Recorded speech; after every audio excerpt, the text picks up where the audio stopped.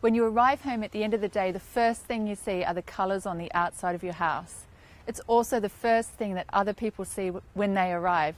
So it's really important to get your exterior colour scheme right. Colour on the exterior of a home is very important as it can add great appeal and modernise the home, or if the wrong colours are chosen, it can actually make it look quite drab.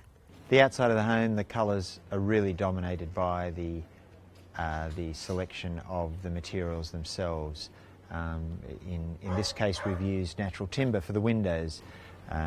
Stronger neutrals, once again, are always good outside.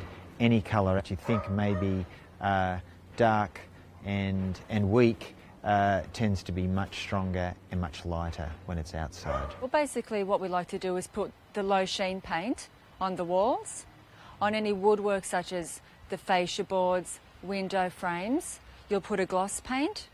On the eaves you might go low sheen as well there because you don't want that too glary, you want to blend into the house.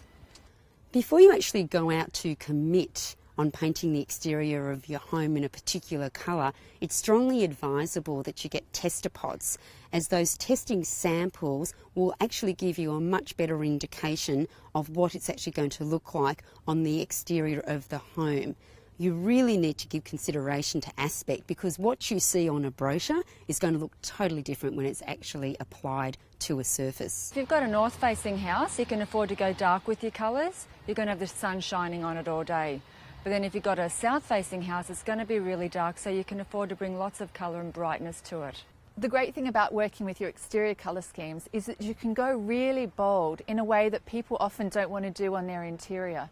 Sometimes the bolder you go, the better it is. So the main things to think about are that you need to work, again, with everything that you can see. Everything is part of the one colour scheme.